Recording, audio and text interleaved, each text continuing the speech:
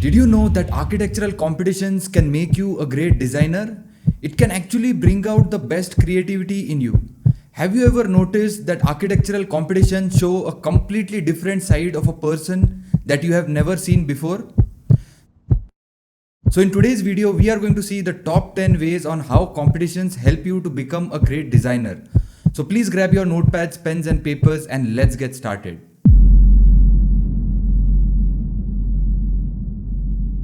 And now coming to the first part, that is beauty of taking part in competitions.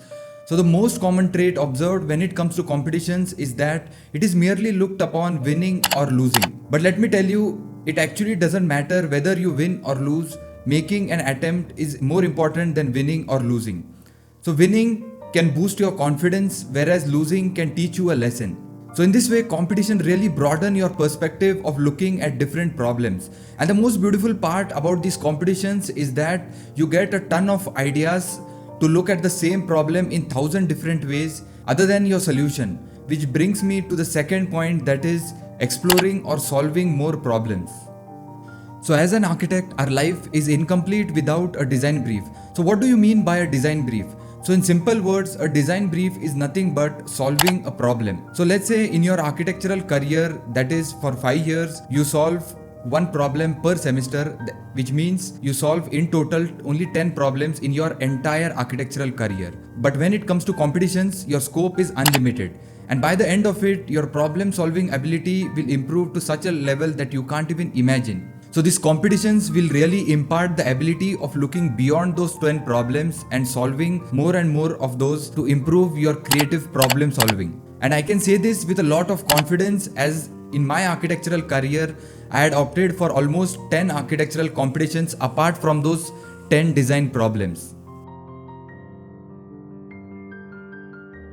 And coming to the next important point, which we all as designers face on a daily basis, is that our creative wells tend to dry up very soon, and it is very necessary to recharge them on a daily basis. So therefore, these competitions really provide you with a great opportunity to recharge your creative juices.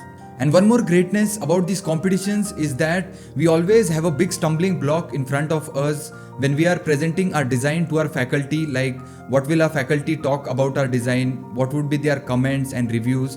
So these competitions really free you from that stumbling block. So you have a completely free hand of no one actually judging you based on what problem you solve. Only there is the final jury that judges you based on your design solution. So you can also look at these competitions from recharging your creative juices and broadening your perspective. And coming to the next important advantage of competitions is that it really improves your collaborative skills. So every time we are taught about competing with each other, remember, life is a race. अगर तेज नहीं भागोगे तो कोई तुम्हें कुचल के आगे निकल जाएगा. And very rarely we are taught the power of collaborations. Compete or die. So when really talking about collaboration, one of the greatest thought that comes to mind by the legendary basketball player Michael Jordan, which says that talent can win you games, but teamwork and intelligence can win you championships. So at the end of the day, it doesn't matter who you collaborate with. Only thing which matters, what are the skills that you can learn from the other person and improve them in your own way. And also when we look at our entire architectural curriculum, most of the activities that are there are mostly individual based. So there may be very few group activities which may really boost up your collaborative skills.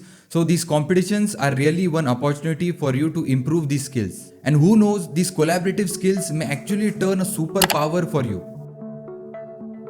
And now coming to the next important point, which you guys will absolutely love, is the way it improves your software skills. So again, these competitions really prove to be a great advantage in improving your software skills, because they are not taught in college and most of the people struggle with them for the major part of their architectural career.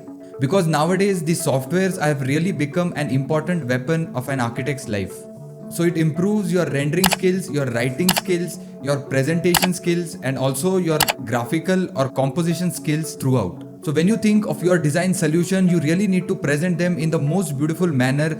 So for that, you need good rendering skills. So in that way, you will learn about great renderings by also researching and also trying it yourself. Then you have to also write a short paragraph on how you have arrived at that particular design solution, like in the form of a story. So it will also improve your writing skills. Then for most of the competitions, there is a limitation of only one A1 sheet. So you have to really present your ideas in the limited space possible.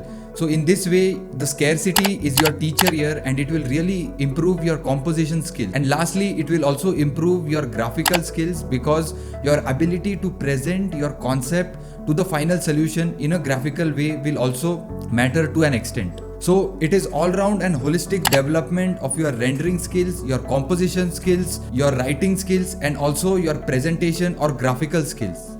So whether you win or lose the competitions, at least it will improve your software skill to a greater extent. And now coming to the next important point which you can really boast about is competing with international contestants. So in schools or design colleges, we are 80 odd or 50 or 100 students competing with each other. But in case of these competitions, we are competing with 1,000 different contestants, and that in itself is a great boost. So your competitiveness acts like a motivation for us to do better and better. So even if we lose or win a particular competition, we can really feel proud of ourselves that we have won or lose to an international contestant or to a national contestant. And the greatest advantage about this, which I feel, is that when you are competing with these international or national contestants in such a healthy competitions, your thinking bar really tends to rise up, raising your overall thinking ability.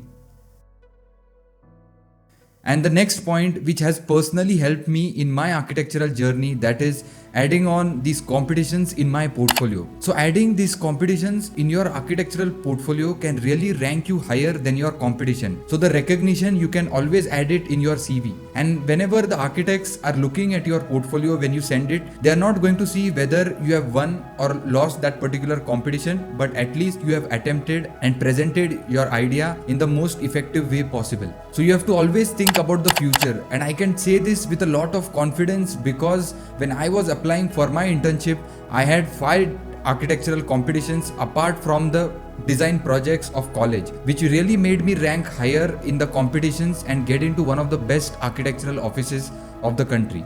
So you may not realize this at this point of time, but you are actually sowing the seed of your internship and also about your future right in the beginning of your architectural career.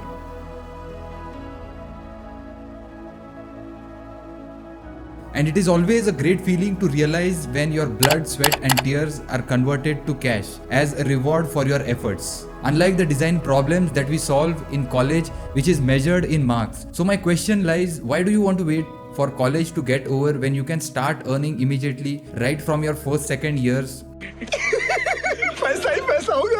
Because in college, really 1,000 rupees also feels like 10,000 rupees.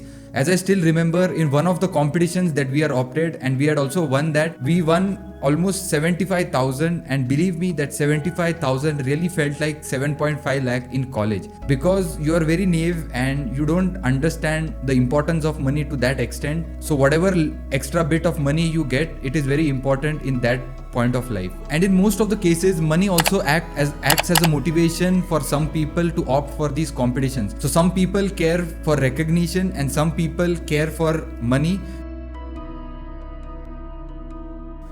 And coming to the next important point, that is historically also, when you look back at some of the greatest buildings like the Sydney Opera House or even the Pompidou Center were built by means of these competitions. So did you know that the Sydney Opera House was actually a rejected entry and was selected at the last moment? And even the Pompidou Center entry that was selected, the final entry by Richard Rogers and Renzo Piano, was rejected by many people, and they didn't like the way the building was approached because it was a quite radical idea at that point of time. So your ideas are not only on paper, but they also have the potential to get constructed in real life. And look at the impact these buildings have created up till now for the context around. And also there are many greatest of the great architects who have started their career by these competitions. So these competitions can really prove a great way for you to start your architectural career in the right direction. And now coming to the last and the most important point, which is one of my favorite, that is the post-competition analysis. So what does it mean by this is that whenever we lose or win a particular competition, so after that we must sit down and note down the important points like which is the best entry that I liked, what was so special about that entry that you lacked in, and thirdly, what are the mistakes that you could avoid for the future competitions. So believe me, even if you lose or win a competition, it doesn't matter, but by sheer research of these three questions will itself make you a great designer, because you are scrolling down through 1,000 different entries and you are finding 1,000 solutions to the same problem, and there will be no way left but to excel in your future competitions and also in your design career in college. And now coming to the end of this video, I would just like to highlight some important points before I sign off. So firstly, you should not care about winning or losing. Attempting is more important. So something is better than nothing. Secondly, you should always draw value from the competition process and not just the results. And lastly, you may not lead to substantial results now, which is absolutely fine, but in the long run, definitely you may lead to greatness. So by now, I don't find any reason for you to not participate in the competition. So here I've listed the top 10 ways on why you should opt for architectural competitions.